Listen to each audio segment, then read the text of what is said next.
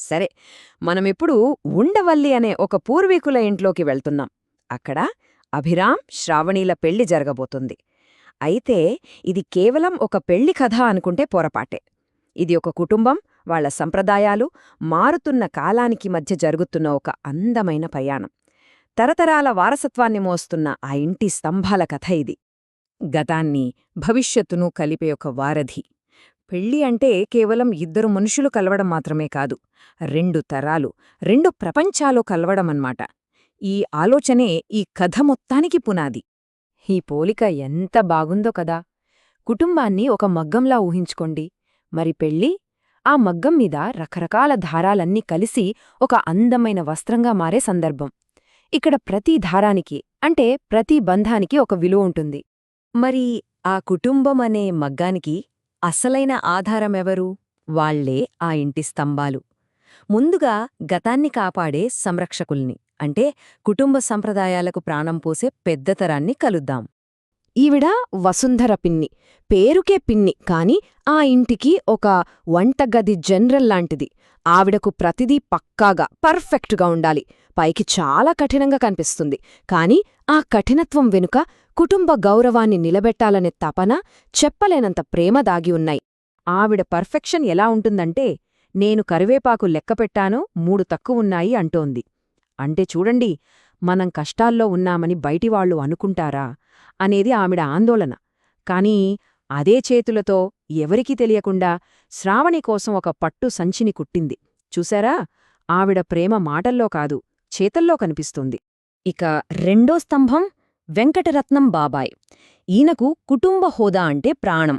దాన్ని ఎలా కొలుస్తారంటే బయట కనిపించే ఆడంబరాలు, ఆధునిక విలాసాల ద్వారా. ఆయనేమంటాడంటే, అరే, చెక్క స్తంభాలున్న ఈ పాత ఇంట్లో పెళ్ళేంటి, మనకంటూ ఒక స్టేటస్ ఉంది కదా అంటారు. ఇక్కడే అసలు కథ మొదలవుతుంది. తరాలనాటి విలువలకా లేక ఆధునిక హోదా ప్రదర్శనకా పెద్దపీట వేయాలి? ఈ ప్రశ్నకు అభిరామిచ్చిన సమాధానం ఉంది చూశారు, అదిరిపోయింది. ఆయన సింపుల్గా ఒక క్రిస్టల్ షాండిలియర్ని ఇంటి టేకు స్తంభాలతో పోల్చాడు. షాండిలియర్ ఏముంది, క్రెడిట్ కార్డుతో కొనేయొచ్చు. కాని ఈ స్తంభాలు 4 తరాల నవ్వుల్ని, సంతోషాన్ని పీల్చుకున్నాయి. అసలు సిసనైన హోదా అంటే వారసత్వం, వస్తువులు కాదు అని ఒక్క మాటలో తేల్చేశారు.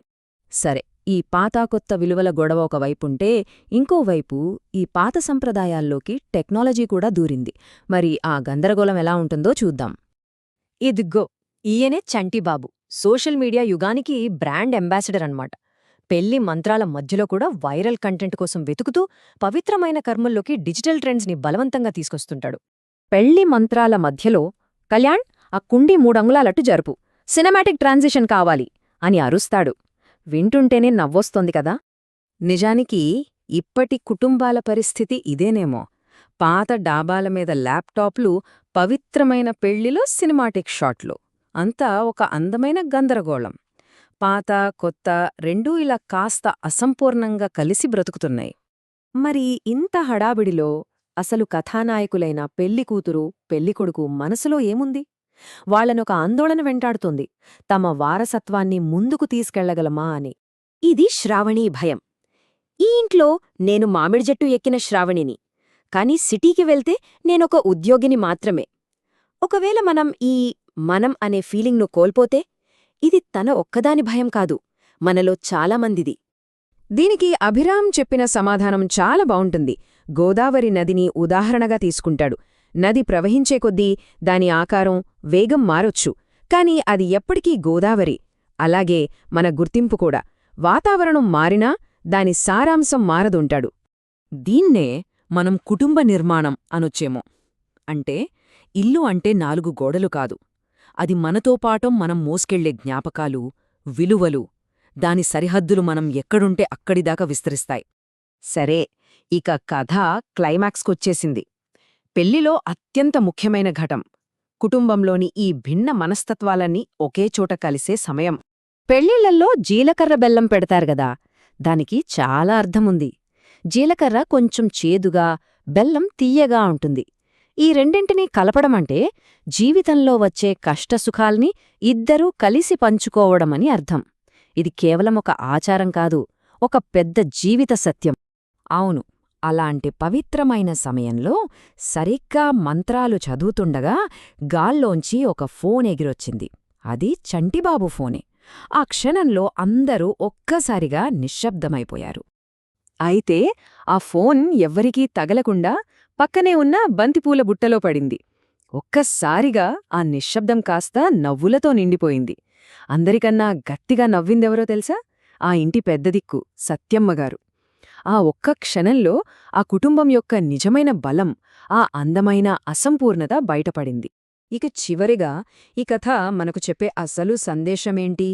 ఈ ఆధునిక ప్రపంచంలో వారసత్వాన్ని ఎలా కాపాడుకోవాలి అనేదే కదా. వారసత్వమంటే ఒక పాత ఇల్లు కాదు, అది ఒక చోట ఆగిపోయేది కాదు. అది మనతో పాటు తీసుకెళ్లే విలువలు, జ్ఞాపకాలు, అమ్మచేతి వంట వాసనలు ఇవన్నీ కలిస్తేనే వారసత్వం. దాన్ని మనం ఎక్కడికైనా తీసుకెళ్లొచ్చు. చివరగా శ్రావణి అభిరామ్ని అడుగుతుంది, నీకు దేనికైనా ఒక ప్లాన్, ఒక బ్లూ ప్రింట్ ఉంటుంది కదా అని. దానికి అభిరామ్ సింపర్గా ముఖ్యమైన వాటికి మాత్రమే అంటాడు. ఈ ఒక్క మాట చాలు వాళ్ల బంధం ఎంత దృఢమైందో చెప్పడానికి. ఈ కథ విన్నాక ఒక్కసారి ఆలోచించండి. మన జీవితంలో వారసత్వాన్ని బ్రతికించుకోవడానికి మనం పాటించే ఆ చిన్న చిన్న ఆచారాలు ఏమున్నాయి?